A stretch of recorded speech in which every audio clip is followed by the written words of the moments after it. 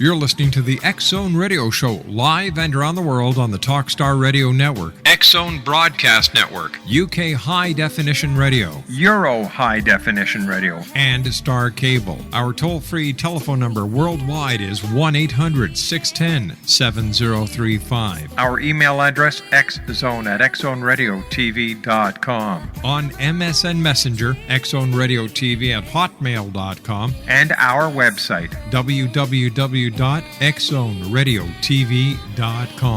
I believe it's meant to be, darling. I watch you win.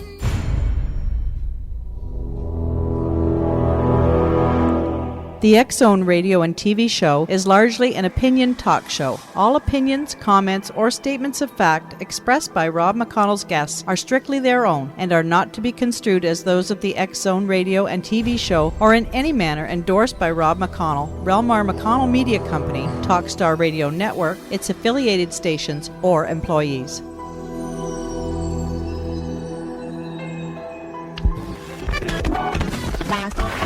All Hit Radio.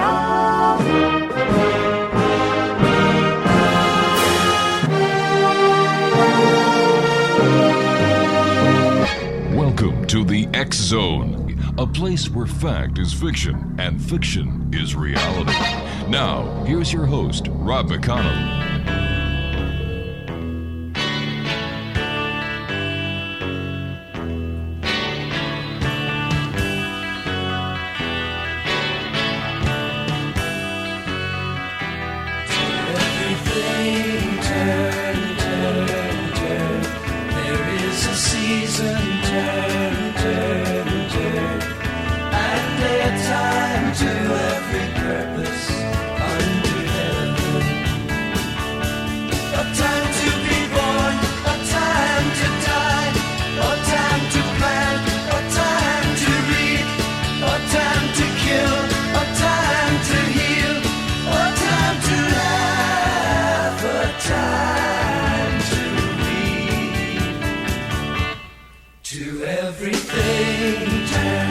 Welcome back, everyone. This is the X Zone on the Talkstar Radio Network, X Zone Broadcast Network, UK High Definition Radio, Euro High Definition Radio, and Star Cable. Toll-free worldwide, 1-800-610-7035. My email, xzone@xzoneradiotv.com. And our website, www.xzoneradiotv.com. Cindy Herb is my very special guest this hour. An exonation on July 31st, 1966, at the tender age of 9, while throwing papers for a local newspaper, a stranger raped Cindy. Because of that trauma and the reactions of shame and guilt by others, Cindy felt isolated and alone. In 2007, Cindy was so depressed that she seriously considered ending her life. However, fate intervened when an actual angel guided Cindy to seek out a shaman at a local psychic fair. Working with a shaman completely altered Cindy's life, dramatically changing it for the better. Now, before meeting him, she would have never dreamed of writing a book. However, Cindy began journaling her painful childhood experiences soon after working with that shaman. When she realized that others might benefit from her story of suffering and healing, she decided to publish a book and was thrilled when the first publisher she approached decided to publish her book. She is confident that none of this would have been possible had she not encountered an angel who pointed her on a more beneficial path. Cindy Herb is our guest this hour. She is the author of the recently published book, Awakening the Spirit, The Open Wide Like a Floozy Chronicles, an autobiographical account of how she turned unbearable tragedy, beginning with that rape, into joy.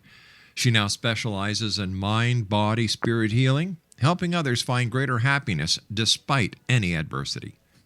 Joining us now from Dallas, Texas, is Cindy Herb. And Cindy, welcome to the X Zone. Thank you so much. I appreciate the opportunity to be able to speak to your audience. You know, Cindy, as I told you before we went on air, you have such a powerful, positive energy. Thank you so much. Thank you so much. Is this what happened when you decided to follow the advice of the angel and the shaman and turned your life around? Yes, Actually, it is. And you know, I've been depressed my entire life because, you know, as you stated, I was raped when I was 9. Yeah. And it was just chance. You know, well, I thought it was chance. And I had a friend of mine who's my best friend. She's the one who actually talked me into going to this fair.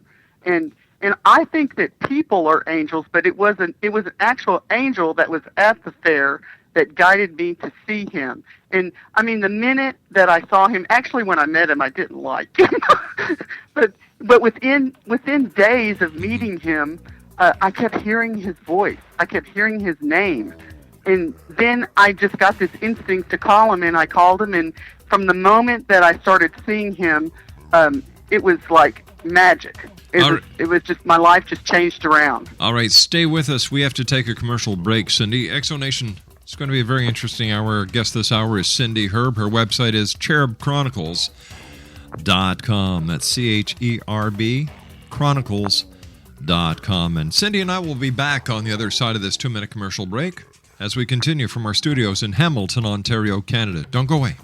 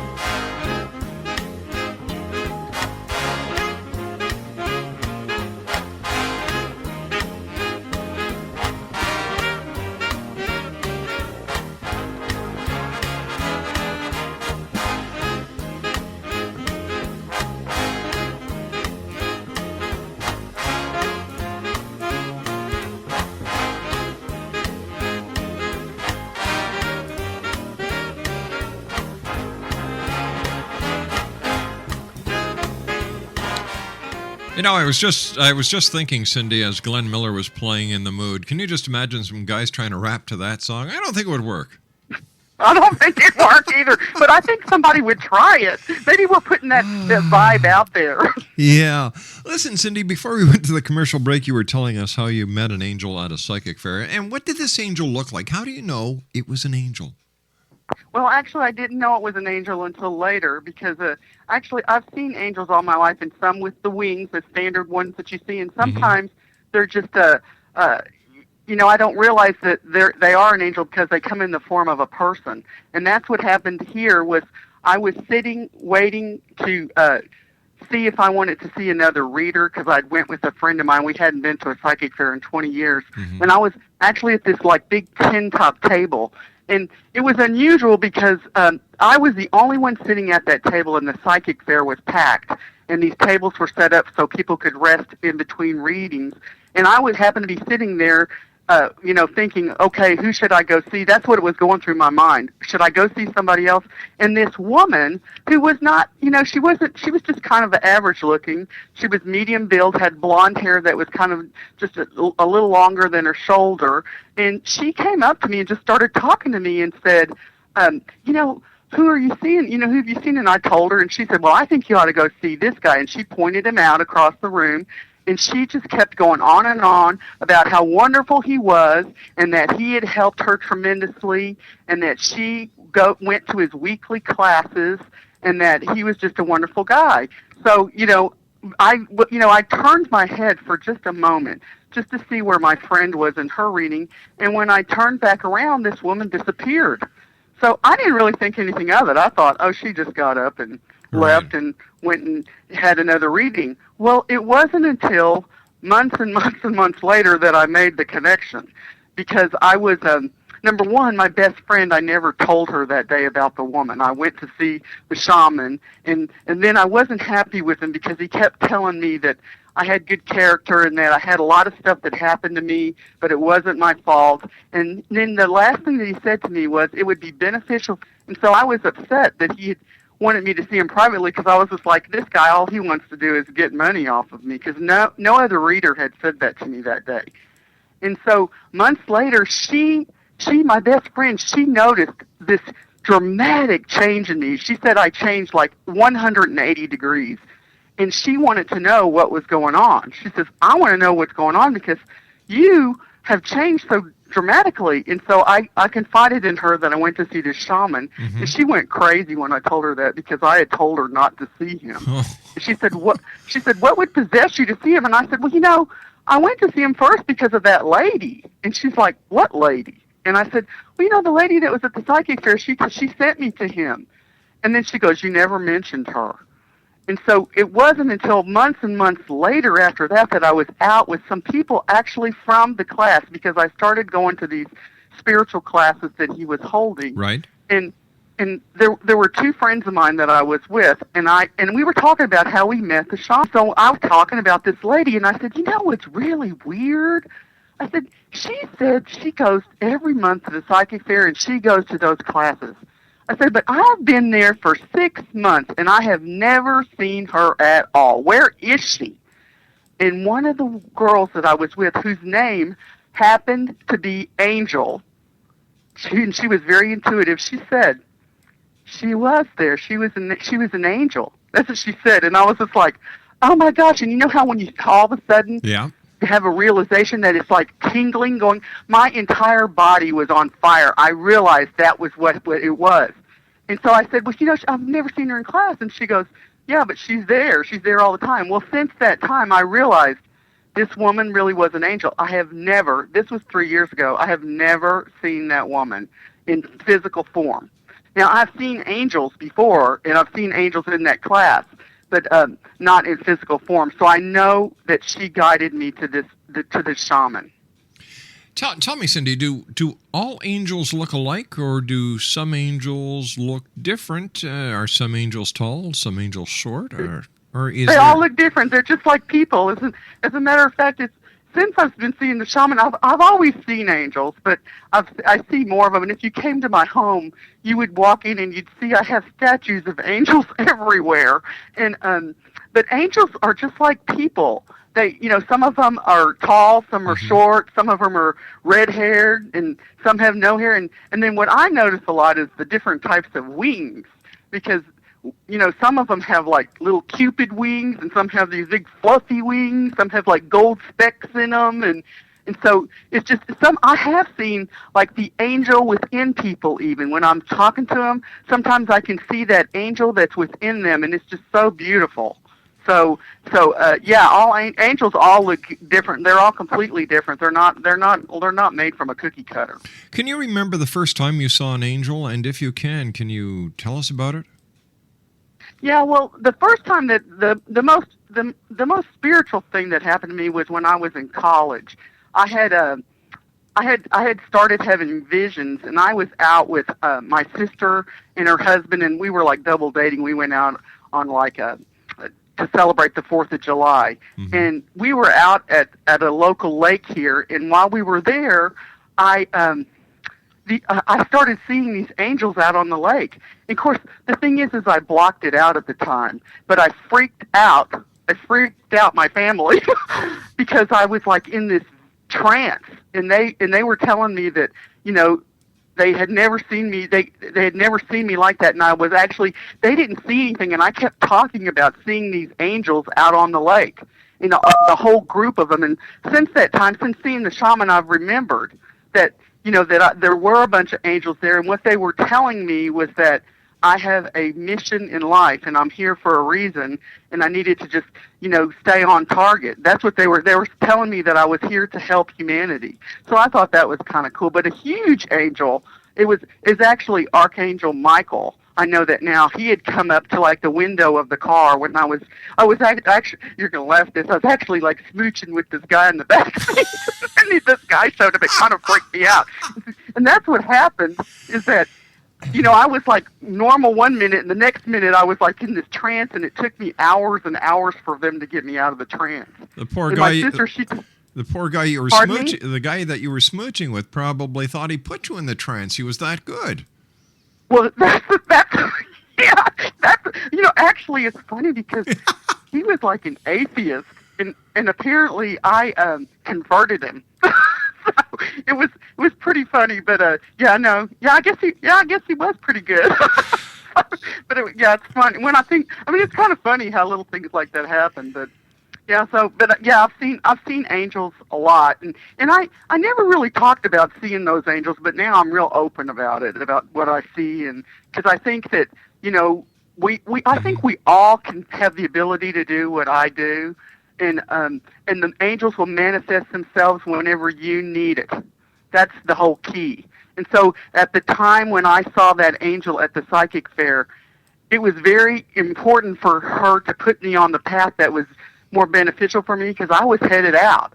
And so the shaman told me later, I said, this angel, he didn't even know it. I told him like a long time after that, months and months and months. I said, an angel sent me to you. And he goes, oh, really? And I said, well, I described it. And he said, well, I said, do you believe me? And he said, well, this is what I know is that, somebody just guided you to where you would, be on a more beneficial path because you were headed out. You were on your way out. He said, when I saw you, I knew you were on your way out. Really? So when was it that the angelic force actually changed your life? Was it when you were sent to the shaman? Well, yeah, I mean, I think that all of us are in a process our entire life the minute we come into the body, and that I think we actually choose, I'm going to call them our challenges. And so that challenge that I was raped when I was 9 years old, I think I actually chose that before I got here to help me grow spiritually. Because, when you enter the physical realm, the first thing that you're in is like a physical body, and that physical body is always fighting with the spirit. Because the physical body, is trying to protect the body at all costs. Mm-hmm. But the spirit, he's not connected to everything, but the spirit is connected to everything. And, it's like, hey, man, I don't need all this other stuff, and I can just do what I want. And so the intellect is always trying to, the physical body is always trying to, downgrade the spirit. Of course, he can't ever do it. He's always there. It's our gut instinct that's always speaking to us. That's the spirit. But when we're at our lowest points, whenever we're traumatized, what happens is the body is so traumatized that it can't fight with the spirit. So that's when the spirit rises. And so that's why, people that have been through a lot of trauma and stuff, they'll be more spiritually, attuned. But everybody on the planet is, has a spirit within them. And so everybody has the ability to, talk to others on a different level, and to talk to angels, and just to be in tune just psychically, because we don't even use, they say that we use like less than 10% of our brain. So what do you think the rest of all that is? Well, it's the spirit. So, that's what I know, is that all of us can do that. And I know that I'm here now. I realize now this is what I'm here for, is to help people understand the power that they have. All right. And that we can change the world. All right. You and I have to take a commercial break. We'll be back on the other side of the news, and we'll continue with my very special guest this hour, Cindy L. Herb. Her website is www.cherubchronicles.com. That's www.cherubchronicles.com. 1-800-610-7035 is our toll-free number. My email address is xzone@xzoneradiotv.com. On MSN Messenger, xzoneradiotv@hotmail.com. And our website, www.xzoneradiotv.com. Cindy and I return after the news. Don't go away.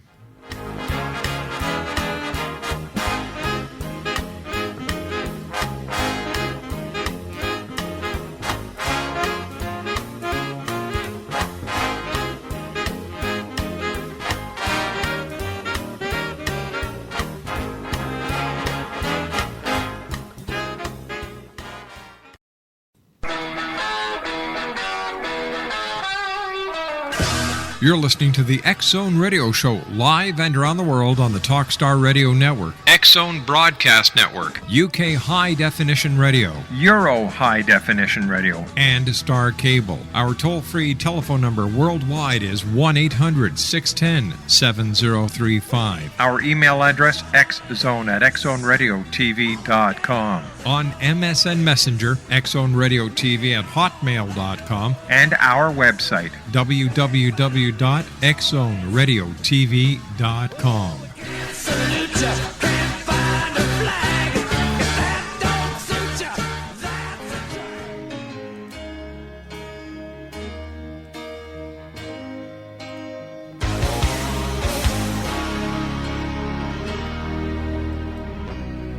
You know our love was meant to be the kind of love to last forever. And I want you here with me from tonight until the end of time. You should know everywhere I go, always on my mind, in my heart, in my soul. Baby, you're the meaning in my life. You're the inspiration. You bring the feeling to my life. You're the inspiration. Wanna have you near me? I wanna have you hear me say it. No one needs you. Cindy Herb is my special guest. Her website is cherubchronicles.com. CHERB chronicles.com. Cindy, welcome back. Great having you with us. And Thank you. do you think angels can be destructive? I mean, attempt to hurt us? Well, you know, these people talk about the angel that fell from grace, and I actually have seen within people like two angels fighting among themselves because they were having a huge struggle, and one was light and one was dark. And I think that no, I'm going to answer. I think there are destructive angels out there, but I don't think that. I think that the goodness within all of us will ward that off. That when you start getting intuitive flashes, that you have to kind of weigh, what the meaning is behind those. If they're constructive messages, then they're from, the light angel. But if they're destructive, then they could be from dark forces. I don't want to call them an angel. I think of angels as people who, as entities that are here to help us. And if you actually look in, Webster's dictionary, they have a description of what angels are. And Webster, they talk them as spiritual being or like heavenly messengers, and that you wouldn't think that a heavenly messenger would be one that would want to bring you down. Although there are dark forces, like I said, that will try to target people, especially people who are like working a constructive path, because the dark forces do not want man to do well, because if they do, then they're not gonna exist anymore, because they don't want light to win. Let's put it that way. But the God is whole and envelops everything. So all of us, we have within us both goodness and destructiveness, or constructive energy and destructive energy. It's what do you want to bring forward? It's all a choice. And so I do think I do think there are dark forces, but I'm not going to say that there are destructive angels, because I just choose not to think that way. Why do you think more and more people today are seeing angels or having experiences that are bringing them to spirit now more than ever? Oh, no, I think that's an excellent question. And the reason is everybody's been talking about the end of the world. Of course, we've been hearing that for, the last 2,000 years, but especially now, I mean, even if you watch TV, like, there's like the History Channel, Discovery Channel, they're always bringing up, the end of the world, the Mayan calendar, the Hopi Indians, Nostradamus, this huge astrological thing that's going on in the sky on December 21st, 2012. And I think that people are starting to panic, and they're thinking, oh my gosh, what am I going to do? Is this my last day on the earth? What am I doing? But the thing is I do think that we are coming to an end of a world, but not the physical world. I think it's that, that we're being guided to go to another level spiritually. Because I think that for the last 2,000 years, we've been in, we were in the Piscean age, and now we've come through to the Aquarian age, which is all about enlightenment. Piscean age was like, it was truth with a veil. And I think that basically what's happening is our regular religious, indoctrination is what's changing. Because I think that people are realizing that God is not sitting up in the heavens somewhere, trying to take care of us. Because so many people you hear, you need to be saved to be connected to God. Well, if God's everywhere, guess what, folks? He's right inside you. He's not just outside of you, he's in you. So that means that you can do whatever you want. That's what the law of manifestation is. And that's why all these people are coming back out now talking about this, because I believe that, that the universe is actually driving us, and spirit is driving us to look at another way to look at our spirituality, and to realize that each of us have the power within us to achieve anything we want. And we can change the world for the better. Now, I do think that there have been like pangs in the world, like geological shifts and stuff. Yeah. And like the global warming, and that's part of whenever. I mean, birth is not something that's easy. No.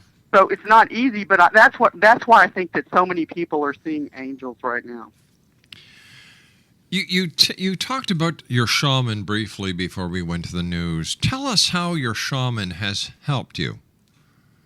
Well, he's helped me because what he's taught me. Whenever I first went to his website is he talks about love, understanding, compassion, honor, honesty, and humility. And what he is all about is he's about celebrating those constructive attributes within us, and he actually helped me understand. I was raised in a really in a Catholic background, a religious background, and I was always told, that God's out there and everything. But what I didn't really fully understand until I met him was that he's like inside me, and that I am creating. I can do whatever I want, I can make my world, I can change my world for the better because I have that power within me. And there are people that are, they'll say that's sacrilegious, and we live in a world of judgment. But because that's one of the first things when I met the shaman, that's what the first thing he said to me was, I want you to take should out of your vocabulary. And I was just like, okay, why? And he said, because should implies that you know more than somebody else. And he said, and it's actually a statement of judgment. And he said, nobody knows more than anybody else because, the Spirit speaks to us individually. And that's what I have always known is that when people read the Bible, they'll look at it, and like three people will read the same passage and will get something different out of it. Yes. And that's because the Spirit is speaking to them, each one directly. But people have to remember, too, that the Bible, a lot of people, their interpretation of the Bible is based on something that somebody else told them. And this is what the shaman taught me, that, really the spiritual process is about validating everything that is brought to you. So if you get a message and it is from a dark force entity, you need to validate it to see, is that really something that's of love, understanding, compassion, honor, honesty, and humility? Because if it is, then it's one that's beneficial for you. But if it's not, then you need to throw it out. So how would you validate it? Well, in my book, when I wrote my book, I've always been into numbers. I'm into numerology in a major way. Ever since I was little bitty, I always knew that there was a connection between numbers and living things. And of course I studied it when I was younger, and then I gave it up because I was like told, oh, that's a cult thing, that's a bad thing. Well, the more I thought about it, the more I was like, how could this be a bad thing? It's helping people. How can that be bad? Mm-hmm. And there's so much that's out there that people don't realize that the whole universe is working together. Astrology, numerology, any of those modalities, you can use them destructively if you want, but they're also tools to help you reach a higher level. And so you have to look at it that way. But yeah, so anyway, I was always into numbers ever since I was a little bitty thing, and that's how I validated some of the stuff that I came up with when I was writing my book, because I started seeing these numbers connections that there's no way that it could have been a coincidence. I write a whole chapter on it in my book, because things that happened in my life, they were all connected with numbers, and so there was no way that could have happened without a divine intervention. What would you say was the most significant attribute to your life because of the shaman, your meeting with the shaman? I think my most significant attribute is that I became joyful and happy, and that I'm willing, I'm wanting Mm-hmm. to share that joy and happiness with others. Because if you become joyful and happy but you don't share it, we're all in this together. We're part. One of his most prolific quotes is, he always says, "We are all part of the whole and not separate." Mm-hmm. So everything that I do can touch somebody else.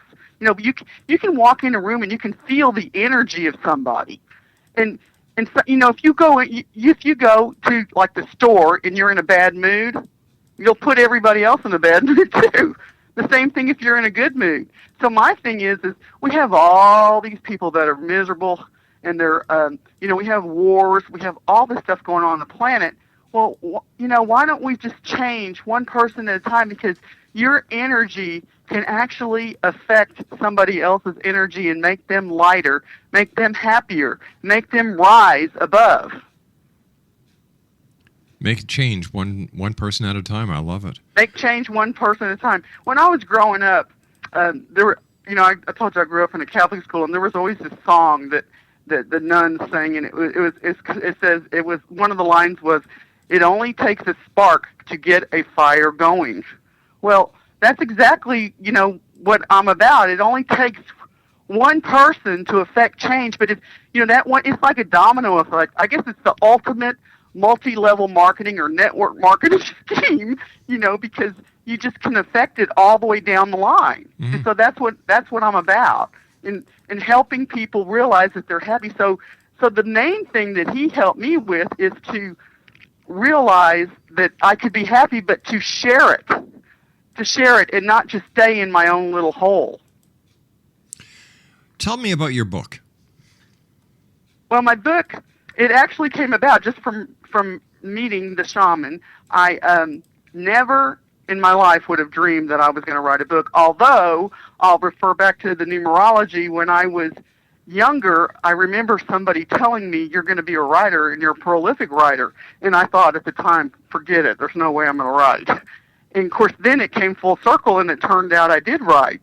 But I met him, and I'm not kidding, within months of meeting him, I had a profound spiritual experience in one of his classes, and I went home and immediately started writing, because I didn't want to lose those thoughts. And then within days of that, I started journaling my painful childhood experiences, and of course, I highly recommend people journal, because I think it can be very cathartic. That's what it was for me. I had no idea that I would be writing a book when I started on that journey. I just started writing down things that happened to me, and then over a period of time, I realized, oh my gosh, this can help other people, and I decided to go and publish it. And the funny thing is the shaman, he knew all along that I was going to be writing a book, because I had said something. He had said something to me about telling a story, and I didn't really make the connection until months later, and I was like, he knew way back here that I was going to be writing this book. but he never said anything because he's one that he won't tell you the answer. He wants you to figure it out on your own because it's like validating it. You know, and if you can get things validated from other people too. So that's what validation is about. When we come back from this commercial break that we have to take, if possible, would you be able to share with us that spiritual experience that you had in the class that sent you home an author? Oh, yeah, I'd be happy to share it. All yeah, right. I'd be happy to share it. You and I have to take our final commercial break for this segment. Cindy, please stand by. Exo Nation, Cindy Herb is my special guest this hour.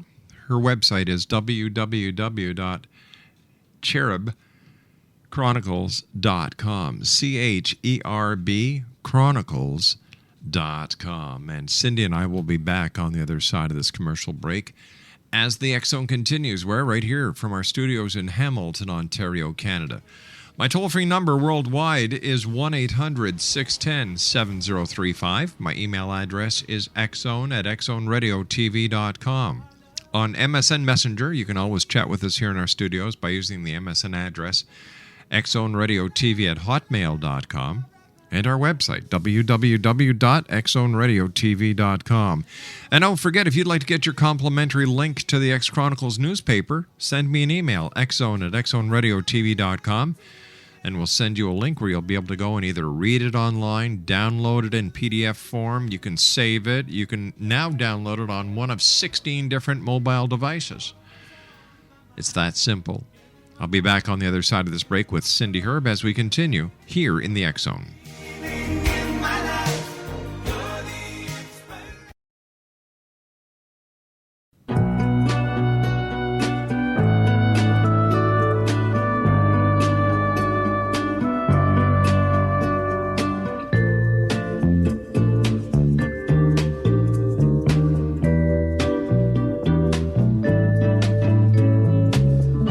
Faded photographs covered now with lines and creases, tickets torn in half, memories in bits and pieces, traces of love long ago that didn't work out right. Traces of love,